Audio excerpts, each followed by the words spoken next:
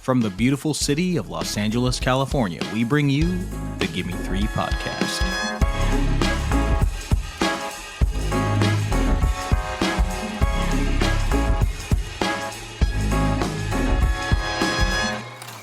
Hello and welcome, cinephiles, cinema lovers, and movie appreciators to the Gimme Three podcast, the podcast where we normally select 3 films connected by one theme.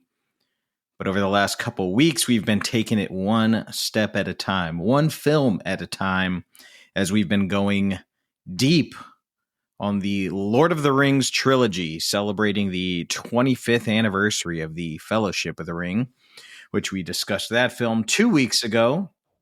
Last week, we discussed The Two Towers. So this week, we are embarking on the exciting conclusion, The Return of the King. Helping me with all this is LADFF director, Gimme Three producer, and my wife, Sonja Mereu, a big-time Lord of the Rings fan. Sonja, thank you for being here. Thank you for having me. This has been just so much fun. I feel like we're getting to know each other in a deeper way than we knew each other before. Just kidding. But it's been amazing going through all these movies with you and finally getting my wish of forcing you to watch them all. Yeah. For our fans who've listened the last couple of weeks, they know, as I've mentioned, prior to this weeks-long journey, I was not the biggest Lord of the Rings fan. I was, in fact, a hater. Yeah. I was sipping haterade. I saw the trilogy once, 20-some-odd years ago, in a single sitting. It was a marathon at our friend and our frequent guest on the podcast here, Max Sopkin's house. I didn't mention his name the first time, so for our listeners who know Max and I, you know how that could be. You know, like we were probably watching the trilogy with our catty, snarky asses, you know, so. Oh, I assumed that Max was a fan, and that's why you were doing it. I don't know. I'd have to ask him. I think he's more on my side of, or my former side of the, they're long. But again, you know, like revisiting it thus far, I've enjoyed the films way more. Obviously, working in the industry, I appreciate the filmmaking way more. I enjoyed Fellowship immensely better than the first time I saw it. Didn't love it, but I liked it. I enjoyed Two Towers so much more, and loved that one, actually. Really, really loved that one. But a trilogy is only as good as its conclusion. And I've spent a lot of hours on this trilogy over the last several weeks. So let's see if Peter Jackson and squad can bring it home and finally win Nick over on the Lord of the Rings trilogy. Sonja, let us know what goes down in Lord of the Rings, Return of the King. In the stunning conclusion of The Lord of the Rings, we find our heroes face to face with the biggest challenges and biggest set pieces of the series. Gandalf and Pippin head to Gondor, the capital of the world of men, which sits right at the borders of Mordor. They hope to inspire the steward of the city to summon all good men to fight Sauron. However, instead, they find a bitter and cynical man who has given up all hope and is ready to die on his throne as the world burns.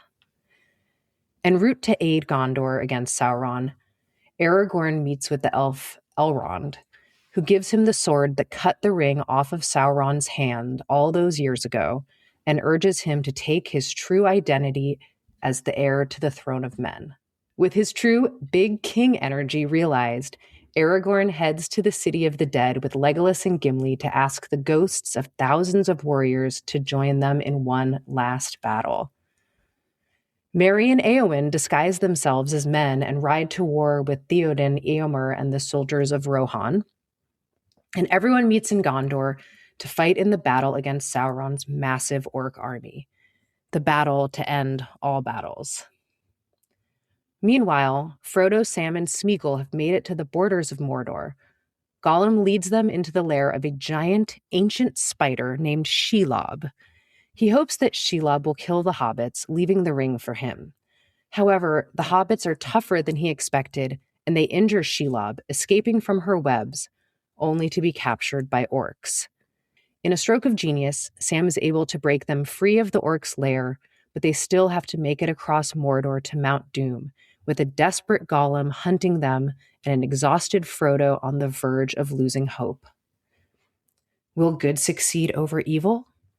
Will the Fellowship defeat Sauron? I assume you know the answer, but I guess we didn't say there were spoilers, so I'll leave it at that. Yeah, it's a real epic, this one, you know. It is the big epic conclusion. At moments very exciting and enthralling. They obviously had a lot of stuff to wrap up, a lot of I's to dot, a lot of T's to cross. And they did all of it, which is impressive.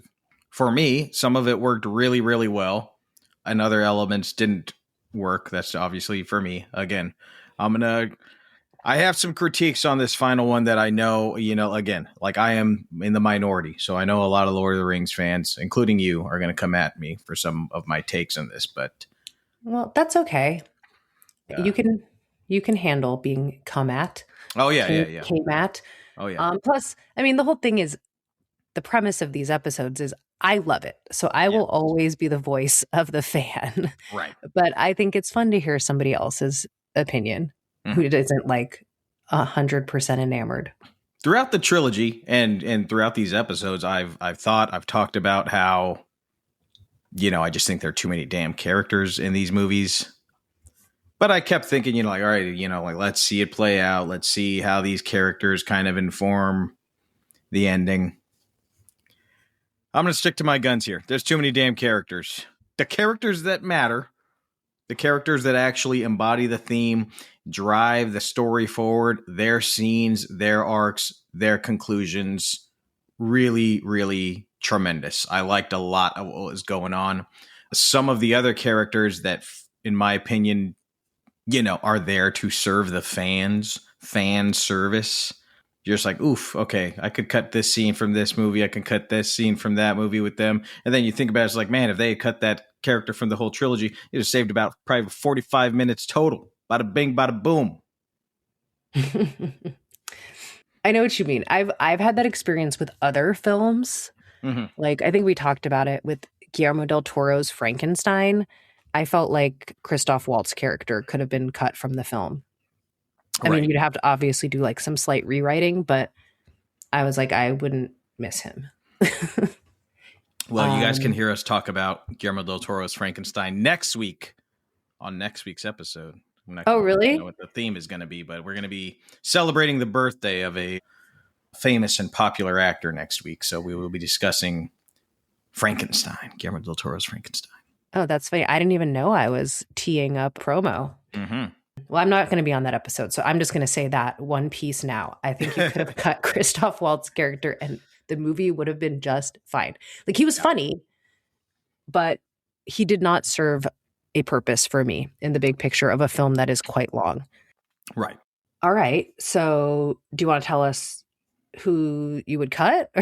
Well, let me start by talking about some of the things that I like, because there's really just two parts of this movie. There's like the big gigantic battle war stuff that's going on, which is basically like a catch-all for where all the other characters besides Sam, Frodo, and Gollum are, right? So there's a big war stuff that's going on, and then there's the Sam, Frodo, and Gollum stuff.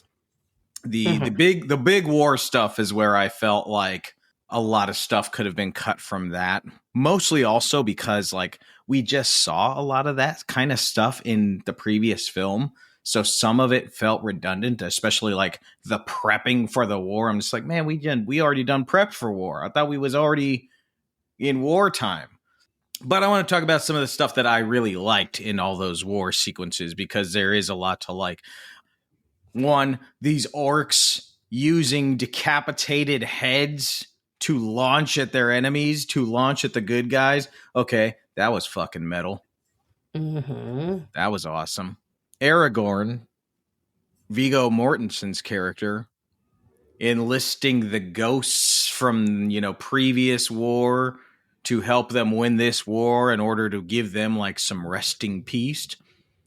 I thought that was pretty cool. And, when they show up on the ship and Vigo comes out and all the orcs are like, yeah, look at this guy. Only got a few guys. And then all the ghosts appear. Okay, that was pretty cool. Wait, can I just interrupt? Because Please. they built like that whole set when you see the boats come into the port was like a miniature. Ah. And I've always loved that part so much. Like I just love those boats, and I love like seeing them. Like the battle is in like full swing, and like you're at that like hope is lost feeling, and then you see these like ominous ships pull into the port, and you've like forgotten about Aragorn at that point, or maybe not forgotten, but like I don't know. The first few times I watched it, I would like always be like, oh right, that's when he comes back. Yeah, it had been a long screen absence of him. Yeah, and you kind of forget that like they say something about like look to the boats. They foreshadow it. But anyway, I forget about all that. So it's coming and you're like, "Oh, shit. It's just going to get worse." Right. And then you see Aragorn come out and your like heart soars for a minute. But yeah, I just love they showed like how they filmed that and like the miniatures and like how it really was like these little boats like pulling into this little set. I was like, I think that's part of why it looks so great to me and why it's like emotionally moving shot versus like now it would definitely have just been done in a computer. For sure. I mean, even in The Hobbit, that whole movie's done in a computer. And speaking of which, kind of piggybacking off of that, there's so many because there are so many battle sequences. There's so many sweeping shots of armies and sweeping shots of battles. And, in the wide shots, I'm sure there is, some implementing of CG here and there. But there's a lot of shots where they go into the heart of the battle. And in those shots, you see that these are real stunt workers going to town, stunt workers kicking each other's asses and really, choreographed battle sequences with all this stuff. And it's thrilling. And you're just like, this is really, really strong stunt work, really strong filmmaking. And it's dense. There's just so many shots like that. And, you can just imagine. This is why I guess they had the 7 or 8 units that they ended up having at the end of this, right? Because it's a lot of stuff to choreograph. It's a lot of coverage to take care of, and none of it looks fake. It all is totally immersive and real looking. Well, and it's a great blend. As I've said in every episode, I urge anyone who's interested to seek out the special features because they're incredibly thoughtfully made and give you so much insight into the process of making the films. But like with the elephants, for example, in the war, they did make like one practical elephant, but then the rest are CG. Right. Okay. So it's like they found like a balance. Right. And then another really strong sequence that I liked is, how do you say her name? Eowyn, the character, she's kind of like masked herself as a male soldier, and she's gone off to war, with her father incognito. And she's going to face off with this witch king who's like knocked her dad on his ass. And this the big baddie, he's huge. He's swinging his gigantic sword. He's swinging his giant ball with the spikes on it. And you're like, all right, she's got no chance. And I really actually they did get me on this one. I thought she was going to perish. Oh, really? I did. Yeah. That's good. And, he grabs her by the throat and he's like, "You fool. No man can kill me. Die now."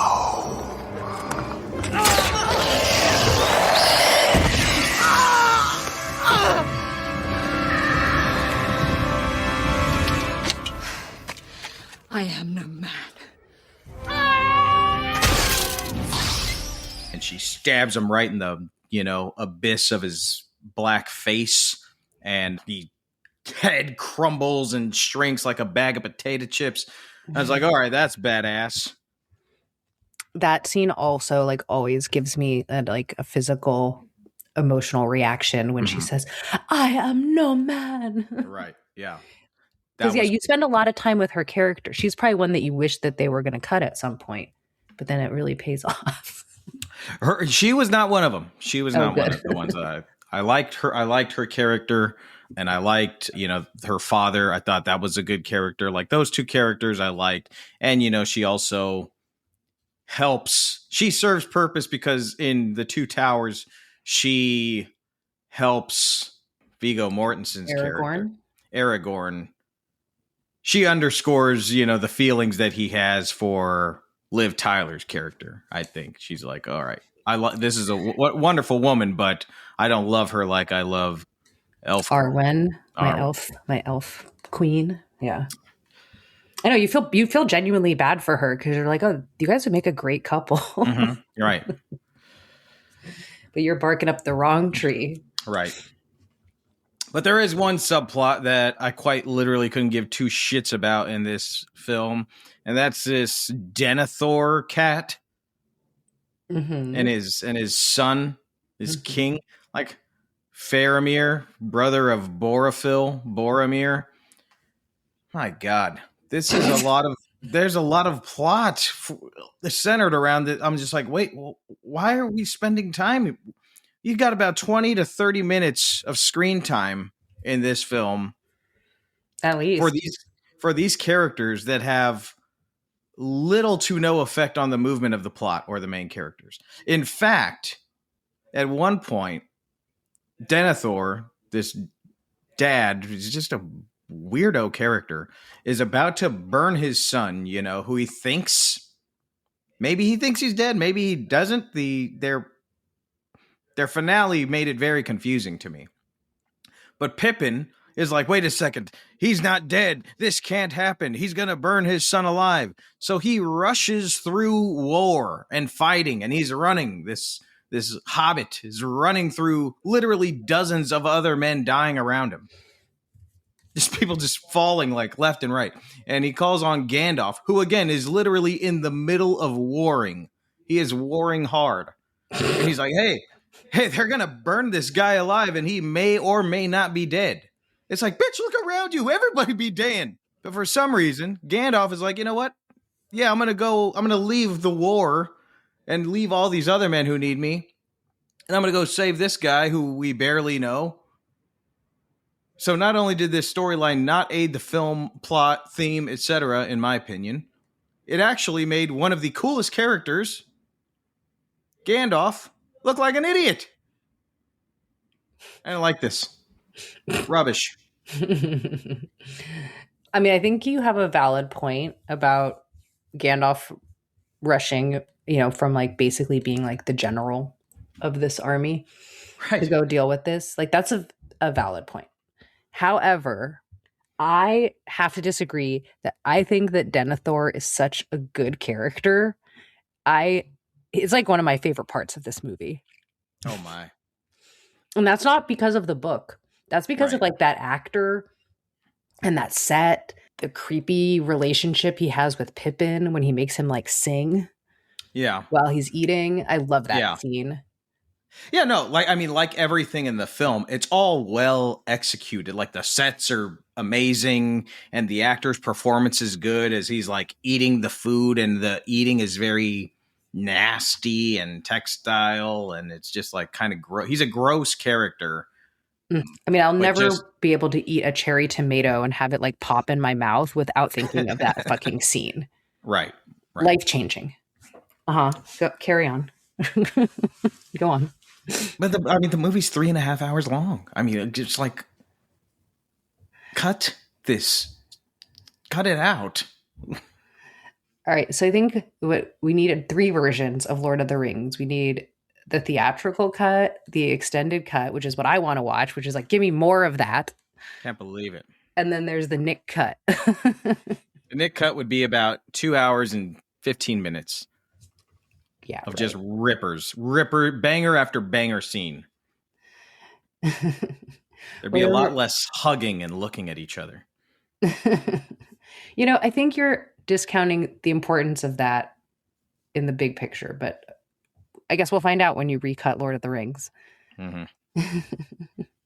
So anyways, that was that was the big thing where I was like, my God, we could cut this and it would save a considerable amount of time. But all the war stuff, and how I would kind of go in and out of it, it was just like, it was really, this is my long way of saying, when it's all said and done, when shit was hitting the fan, the only thing that I actually cared about in this final film and in the conclusion of this whole story, the only thing that I cared about, and frankly, the storytellers kind of tell you the only thing that actually matters is this ring. Right. So for this film, definitely more than the first two, anytime that we went away from Frodo, Sam, and Gollum, which is a lot, there was a certain level of detachment for me because I knew ultimately it was filler for what really mattered. Yes and no. I mean, sure. If they don't succeed, like, the whole future of the world depends on the success of their mission. Right. But everybody is contributing to that. Yeah. It's also like, what world are you going to live in if they do succeed? Because they're also setting that up with Aragorn taking on his kingly role. Right. But yeah, but yes, it is the Lord of the Rings. Yeah. Not the Lord of the Battles. Right. And the Frodo, Sam, and Gollum stuff is just so well done, and they've built to it so well from Two Towers into this. Is excellent storytelling. There's all these external conflicts that they're up against, but the closer they get to destroying the ring, Gollum gets more Gollum, and he starts sowing this tension and mistrust between Frodo and Sam, and Frodo seems to also be dealing with this like internal strife, and is he gonna turn bad as they get closer to destroying it? So what are you up to? Sneaking off, are we? Sneaking? Sneaking? That hobbit is always so polite. Smeagol shows them secret ways that nobody else could find. And they say, sneak! Sneak! Very nice, friend. Oh, yes, my precious, very nice. All right. You just startled me is all. What were you doing? Sneaking. Fine. Have it your own way. I'm sorry to wake you, Mr. Frodo. We have to be moving on.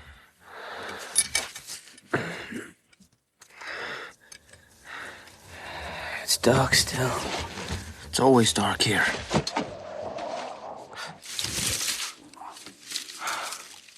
It's gone. The elven bread. What? That's all we have left. He took it. He must have. Smeagol? No, not poor Smeagol. Smeagol hates nasty elf bread. You're a lying rat! What did you do with it? He doesn't eat it. He can't have taken it. Look. What's this? Crumbs on his jacket says, he took it! He took it! I've seen him. He's always stuffing his face when Master's not looking. That's a filthy lie! You stinking two-faced snake! Sam! For me! Stop it! for this film, not for the other films, but in this film in particular, these are the only characters that are really going through like internal struggles in the film. The other characters have had internal character stuff that they've been dealing with for the other movies, but for this one, they're all kind of just like, we are good and they are bad and we are fighting them. So that's why I think there's just a little bit of detachment for me with the other stuff that's going on, and why this part of the story was so engrossing. Mm-hmm. Yeah. Yes. That is very true. There's a lot of emotional turmoil happening there. And yeah, and Gollum is so devious and also kind of funny and entertaining. Oh, absolutely. Like he's like what's you love to hate him. Yeah. Yeah. Yeah. There's one part where I was like laughing out loud at him, just like being such a dick. Mm-hmm. But, we find like as Frodo gets closer to destroying the ring and he's had the ring for a longer amount of time, he identifies more and more with Gollum and less and less with Sam, right? That's like the two pulls of him. Like, am I a hobbit or am I like a freaky ring junkie? And that's like what he's kind of battling the whole time. There's this really, one of my favorite scenes in the movie is when Sam briefly has hold of the ring, is carrying the ring, and he has to give it back to Frodo. And you see, like, for the first time that there could be anything but goodness inside Sam. Right. He's like, well, or do I keep it? But then he's also looking at Frodo, who's like jonesing for it, like super bad. And he's like disturbed looking at his friend, and like there's just so much going on internally. And then, ultimately he gives it to Frodo and he's like so relieved. He's like, okay, pass that test. Won't become this guy. But for a moment, it's like, once you taste the power, it's hard to give it back. What can you tell our audience about like the making of some of these scenes of them like climbing these volcano mountains, and what do you call the trek they're on, the trek to Mordor or something? But some of these settings and set pieces are really amazing looking. So how much of that was, practical versus like digitally created? Well, so I forgot exactly the name of it, but they're like going up these stairs. So basically they're going to enter Mordor through a cave, and they have to go from the creepy palace or castle or whatever that is now like the home of the ring wraiths, right? That like crazy palace with the green light. It's called Minas Morgul. So they have to they're there and they see all the army marching, and then they have to go up these crazy stairs that are like basically just vertical mountain side. But yeah, so for the stairs, like that was built practically. Like, of course, there was like set extension because it wasn't, that tall. But yeah, they were actually, the poor hobbits and Andy Serkis had to climb this like crazy set. And the stairs really were like that steep where they were like just kind of crawling up. And Sean Astin said that was the most unpleasant part of the shoot for him. Yeah. Even though it was like in a stage, it wasn't like out in the elements. Yeah, he said that it like really hurt and like you kept bumping your head on stuff and like actually slipping. Like there's a scene where Sam slips and that was like real. Oh. So yeah, looks nasty, but also like, wow, impressive job by the art department. Yeah. But, as an actor, you kind of want that also, too. Like if it was super fake and easy, then it's hard to kind of disappear into the character. Like the art department did such a great job that they made it feel like it was the hardest part of, the shoot for those two guys, which it should feel like, because that's like the hardest part of their journey as characters, in theory. So. Mm-hmm. Yeah, no, that's totally true. But yeah, Sean Astin was like, you have these, this cloak and this backpack and you're fat. Like, and hobbit feet. Right. Oh, the hobbit feet. Right. That too. He was like, it was awful. So yeah, that was practical, as was the spider's lair. The Minas Morgul, like the evil castle, was like a bigature. It was a miniature, but it was practical.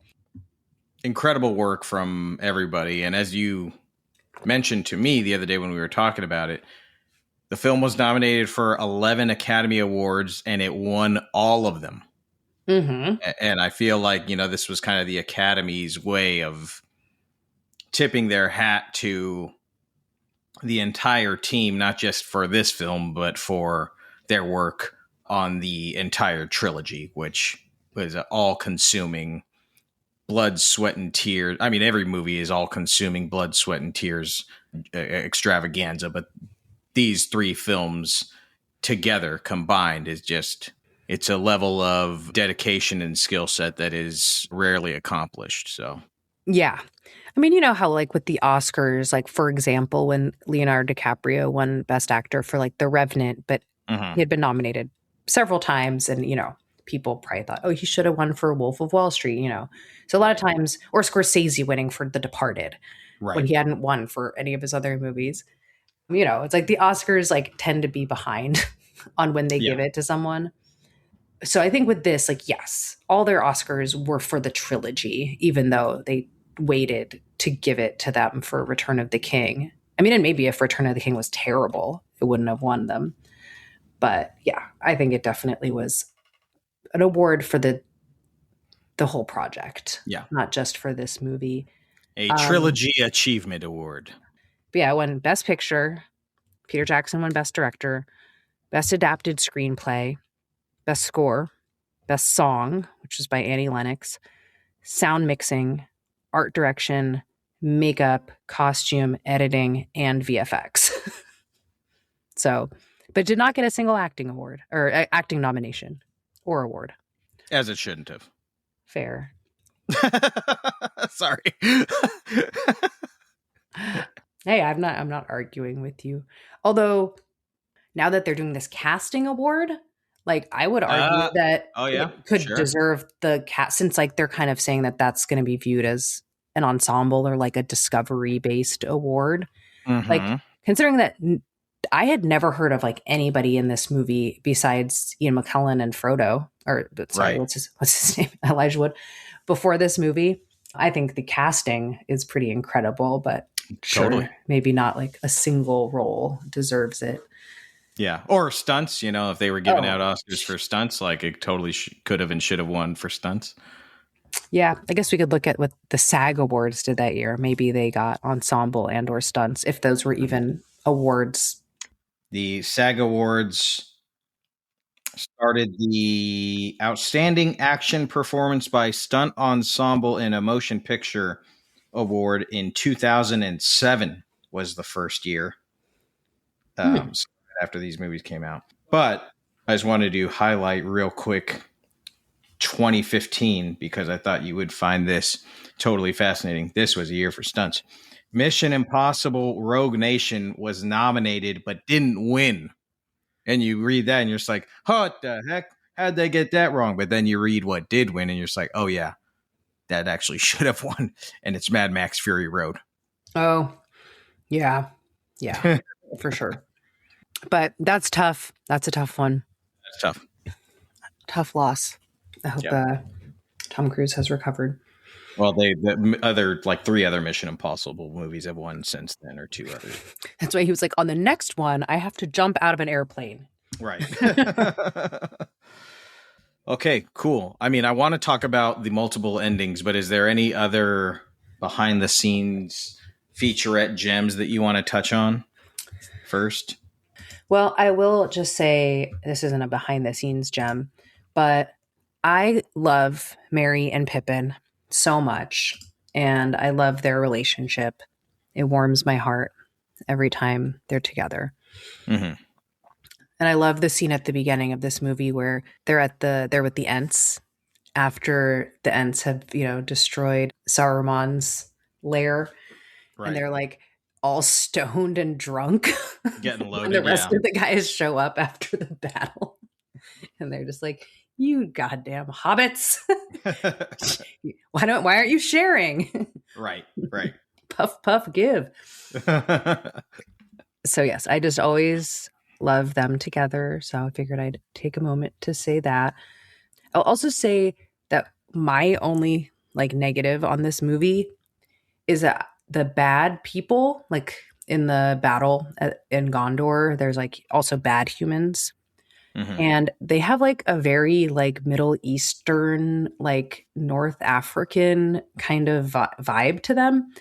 And in the behind the scenes, they even talked about the, like, costuming and armor for those characters and how, like, they did not want it to be associated with a specific culture because, you know, that would come across as extremely racist. Especially since, the entire rest of the cast is white. Yeah, exactly. Because they are kind of the only like coded people of color in the film. And then the orcs are also kind of like people of color, so to speak. That is like my only complaint about the film, is that I don't like that. And in the show, the TV show, they've definitely tried to address that and make the good people and the bad people of Middle Earth a little bit more of a rainbow coalition. Right. So one fun fact is that there were 1,000 days of miniature filming done for these films, for like all 3 films. 1,000 days of miniature filming. Yep. Wow. And in the special features, they definitely talk about how the miniature team like became a little bit, well, maybe they were already a little bit crazy artists to begin with, but how more than any other team, they like really got wacky as the process went along. You'd have to be, yeah. They threw a party for the 666th day of filming where they all dressed as like devils and got all lopsopdoy. You would kind of go crazy. Yeah. I mean, like, remember when we had the pleasure of going to Portland and seeing the studio and the sets of where they were making Guillermo del Toro's stop motion Pinocchio.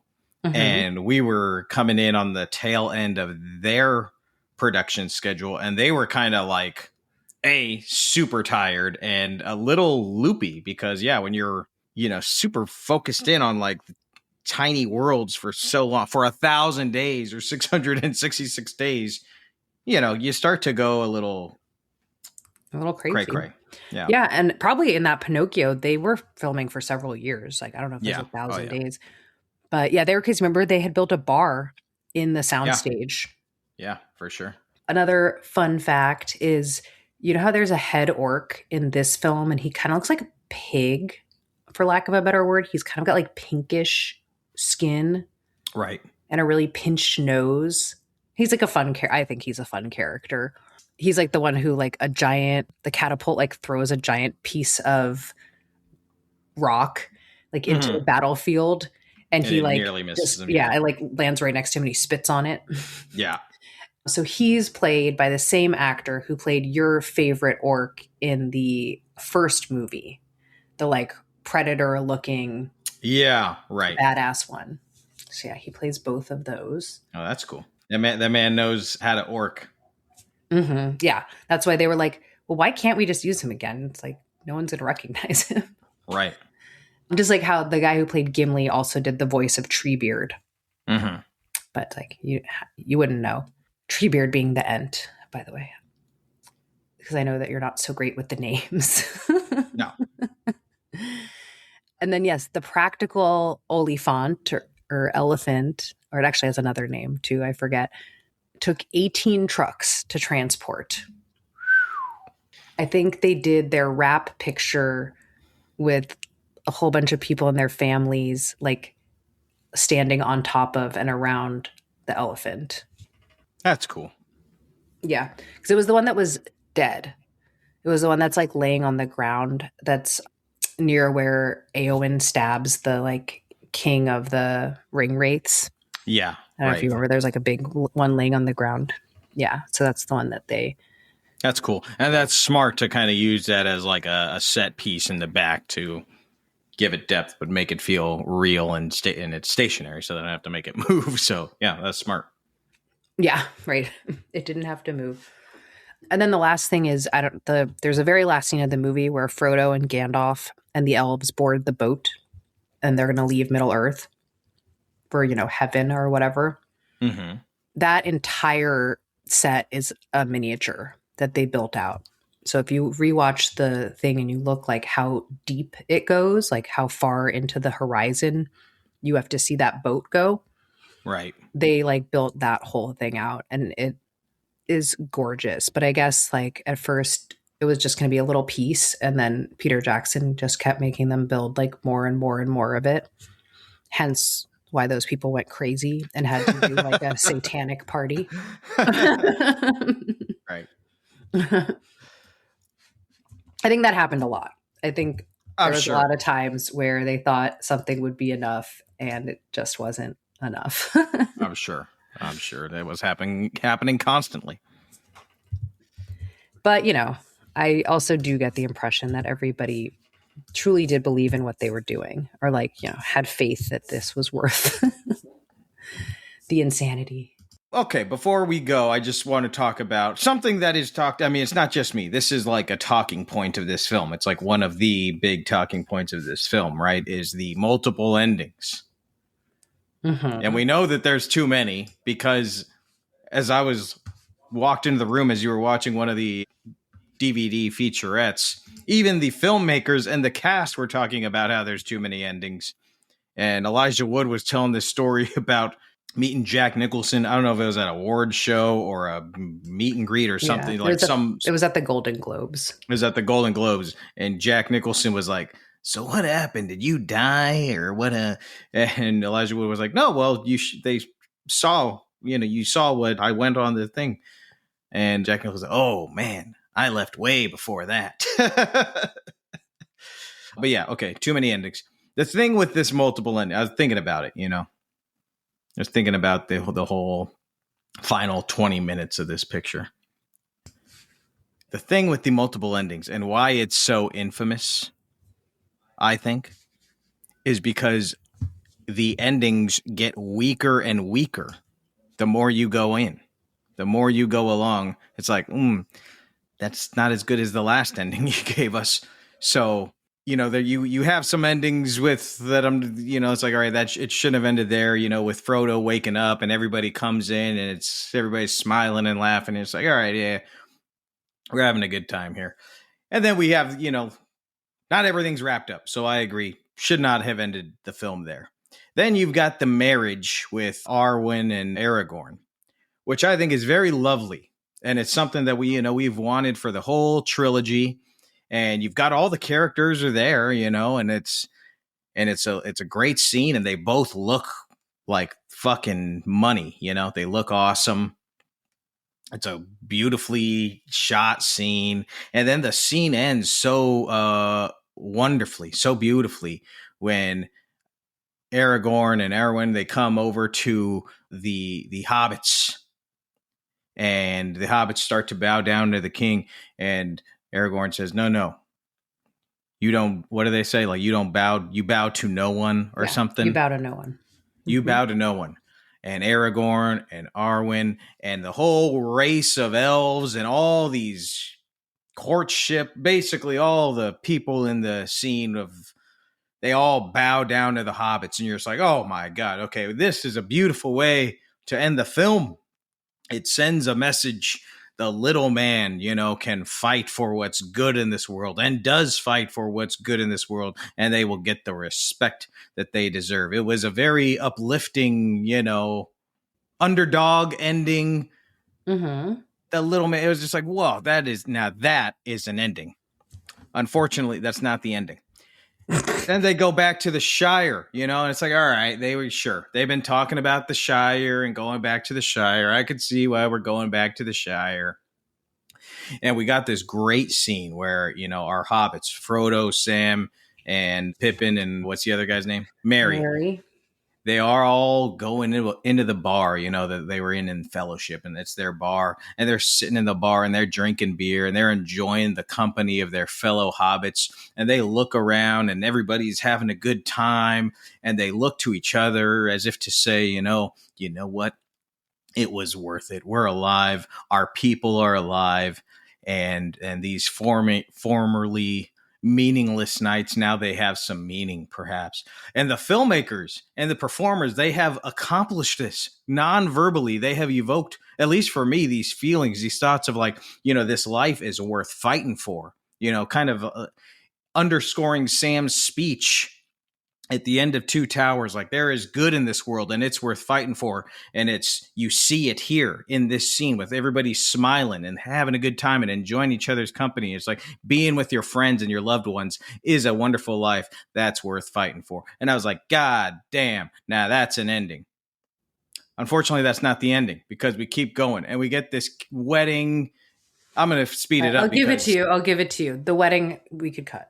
The wedding, for God's sake. Okay. Yeah, yes. Frodo writing a book. It's like, well, geez, that's thrilling after 3 hours and 5 minutes. We got to watch this guy writing a book very slowly. And then we get more hugs and goodbyes going on this boat. And then the final scene of the picture of this trilogy is just Sam walking home. It's a lesser version of the Shire scene that we saw earlier with him sharing that moment with the characters that we've spent 3 films with. He goes home to this character that we've met 5 minutes ago. So that is the reason why I think this movie gets the flack for the endings, is because it delivers 7 endings and like 3 of them are good. Well, I think the scene where Frodo leaves Earth is pretty important, but sure. The Sam home ending, I would agree. I could lose that, although that is literally how the book ends. So Right. I understand that. The wedding and the book writing, yeah, we could lose those. Do you recall in the extended version, are there more endings? No, I don't think there's more endings. Although that reminds me, because there is one thing in the extended version that I think you would dig so much that I meant to show it to you before we watched this. And that is... Is it a sex scene? Yeah. Yes, then I would. I'll describe it to you. So, they're at the big gate, the black gate, and that's when Aragorn's going to draw Sauron's attention so that Sam and Frodo could make their last push to destroy the ring. Yep. Everyone starts having sex. That's how they distract Sauron. See? It's wild. Finally. Merry and Pippin consummate what we've been waiting for all this time. At last. Legolas and Gimli. No. And they cut this out, and I understand why, because it's not necessary, but it's so cool that I think you would have appreciated it, is that at the head of the army comes out this character that's named the Voice of Sauron. Mm. And he looks kind of similar to that creepy character in Pan's Labyrinth that has no eyes. Oh, yeah. Uh-huh. But he's riding a horse, and he has this helmet, but he has no eyes. And he has this incredibly scary mouth. And I forget what he says because I haven't watched it in a while. But that scene is pretty freaking metal and pretty awesome. And I think you would have appreciated that. But they did cut that for time or, for necessity. So maybe I'll show that to you when we finish. Because I know you're still dying to watch more Lord of the Rings.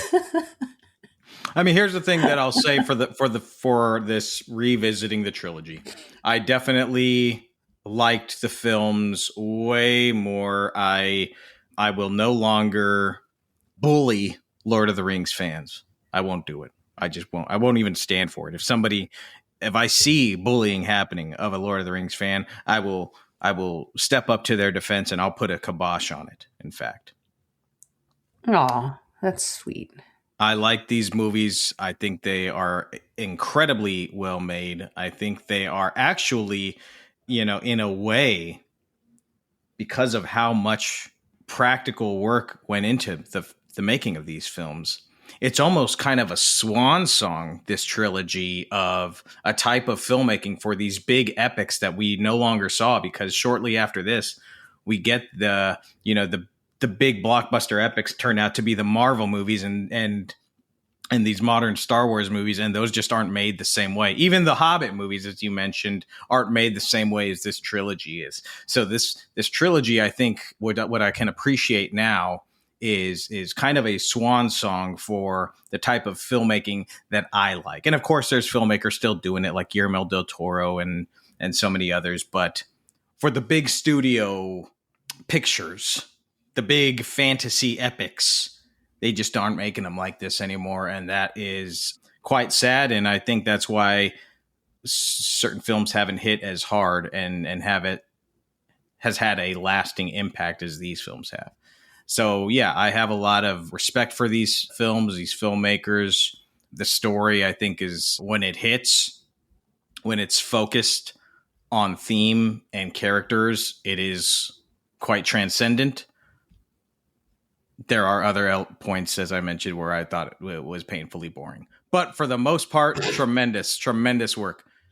And almost like, I'm not going to say like I'm going to do it soon, but these films were good enough to where I was almost like, maybe I'll read them books. All right. I thought you were going to say that you were going to let me just play all 3 in a row one day while we like sit on the couch and get cozy. Certainly not. I mean, maybe if it's like after I've had a surgery and I'm like all hopped up on drugs and I can just sleep, then God bless, let's do it. But no. After I read Infinite Jest, which I intend to do this year because it's I think the 30th anniversary of that book this year. After I read Infinite Jest, maybe I'll go into the Lord of the Rings. I'll hold my breath. Any final thoughts from you on this trilogy and my experience, my take on it? Well, final thought on the film itself. I realized for the first time that the scene where the ring is destroyed, oh my God, spoiler alert, the ring is destroyed in this film, is very reminiscent of the final scene of Terminator 2. Oh, yeah. Which totally. You know is one of my favorite scenes of all time. Totally, yeah.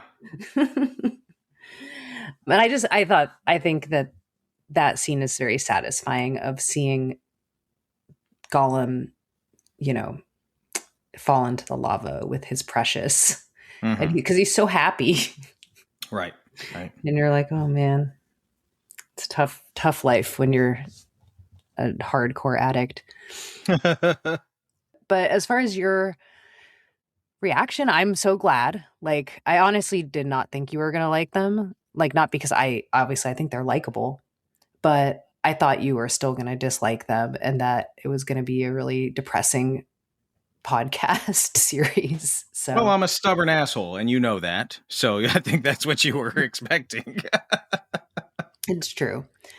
Also, because, like when you watch a movie with someone that doesn't like it, you can like physically feel it sometimes. And I was like worried that it might be unpleasant to watch it with you or like make me like enjoy the films less. Mm-hmm. But luckily we were sitting far enough apart on the couch that I didn't feel that at all. Right. No, I'm just kidding. You didn't put out that energy. Like I could tell you were interested, and sometimes you would even make like an audible reaction that was positive. And I would be like, oh, thank God. So thank you for doing this. It was a lot of fun for me. Great success all around, I'd say. I hope our listeners enjoyed going on this 3-week journey with us. Thank you for letting us change up the format a little bit. We'll return to our normal format next week. We will have the return of our brilliant co-host, Bella F. Stratus, as we celebrate the birthday of one Oscar Isaac. So stick around for that. It's going to be a fun episode. Oscar Isaac in starring roles, which there are less films than you'd think. So there's a little hint for you of what we might be talking about. So going to be a great episode next week. Thank you, Sonja, for, leading the charge with these Lord of the Rings episodes. Our friends at home, let us know what you think of the Lord of the Rings trilogy. Which one is your favorite? And of course, I welcome and accept any rebuttals to any of my hot takes that you may have. Please let us know if you have rebuttals to any of my hot takes. You can do so a couple different ways. You can go to Instagram. You can follow us there at Gimme Three Podcast. That's GIMME, spell out 3 podcast. Gimme Three Podcast. You can slide into our DMs. We've got all kinds of great posts and content on there. We've got videos. We do polls frequently, letting our audience pick some of the films that we're going to be discussing. If you've got ideas for themes, you can let us know there as well. Another way to do all that is to slide into our text messages. If you scroll down to our episode description, you're going to see a link that says send us a text message. Click that link. You can send us a text message. It's going to go directly into our inbox. If you like the show and you want to support the show, there's 3 ways. Give me 3 ways to support the show. 1, we have a Patreon for a mere $5 a month, which is cheaper than essentially everything nowadays. It really helps keep our microphones on for $5 a month, helps support the show, and there's some bonus content on there as well. Another way to support the show is to automatically download our episodes. If you set our podcast to automatically download, it's going to help our algorithm. It's really going to help out our show get to more listeners like yourselves. And finally, if you got friends that like movies, if you've got friends that are cinephiles, if you've got friends that enjoy The Lord of the Rings, perhaps, you can share our podcast with them. Spread the love, spread the good word of Gimme Three podcast. Sonja, do you want to let the lovely folks know where they can find you on the Letterboxd? Yeah, my Letterboxd is Sonja M, Sonjam, and you can see which of the 3 Lord of the Rings made my favorite 4. You can follow me on Letterboxd, on Instagram, or on Blue Sky at Gimme Three. No, at what's my name? Nicholas Ybarra. Ybarra is spelled with a Y. Thank you all for listening to this Gimme Three podcast, and we will see you at the movies.